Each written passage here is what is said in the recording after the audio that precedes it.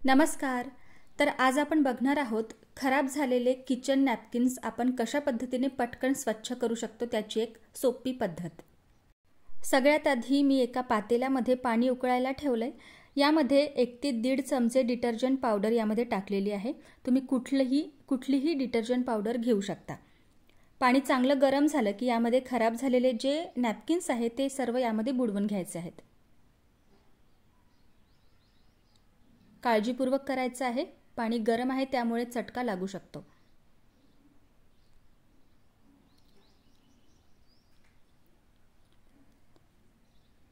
तर सर्व नॅपकिन्स बुडवून झाले की त्यावर एक झाकण ठेवायचं आहे आणि साधारण एखाद्या तासासाठी आपण हे असंच ठेवून देणार आहोत।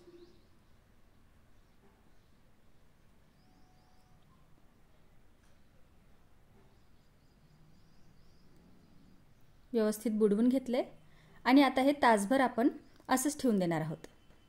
आता तासाभराने आपण हे नॅपकिन्स व्यवस्थित हाताने चोळून धुवून घेणार आहोत।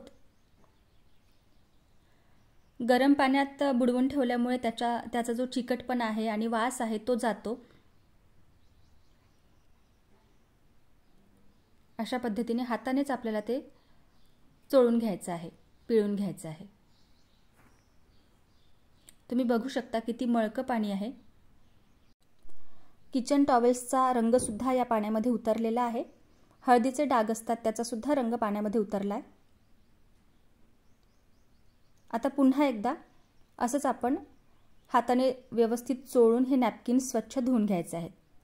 असं आपल्याला 3 ते 4 वेळा करायचं आहे। हे नॅपकिन्स 2-3 दिवस वापरल्यानंतर त्याला चिकटपणा येतो आणि तो पटकन असा जात नाही, त्याला वास सुद्धा यायला लागतो। आणि आपण याच किचन नॅपकिन्सने गॅस पुसतो, किचनचा ओटा पुसतो, किचन टाइल्स स्वच्छ करतो आणि 2-3 दिवसात 3-4 दिवसात साधारण त्याला एक वेगळाच वास येतो, चिकट होतात ही नॅपकिन्स। त्यामुळे अशा पद्धतीने जर आपण ही नॅपकिन्स स्वच्छ केली तर त्याचा वासही जातो, चिकटपणा जातो, पुन्हा नव्यासारखी स्वच्छ दिसायला लागतात। किचन नॅपकिन्स स्वच्छ करण्याची ही एक खूप सोपी पद्धत आहे। नॅपकिन्स पाण्यात बुडवून ठेवतो तितका वेळ जर सोडला तर किचनमध्येच खूप पटकन हे नॅपकिन्स आपण स्वच्छ करू शकतो। तुम्ही बघू शकता मी 3-4 वेळा हे नॅपकिन्स स्वच्छ पाण्यात बुडवून धुवून घेतलेले आहेत आणि बघा आता पाणी अगदी स्वच्छ येतंय। याचा अर्थ त्यातली सगळी घाण, सगळा मळकटपणा निघून गेलाय आणि नॅपकिन्स स्वच्छ झालीत। तुम्हाला हा व्हिडिओ आवडला असेल तर व्हिडिओला लाईक करा, व्हिडिओ शेअर करा आणि असेच वेगवेगळे व्हिडिओज बघण्यासाठी प्रियाज कुकिंग व्लॉगला नक्की सबस्क्राइब करा। धन्यवाद।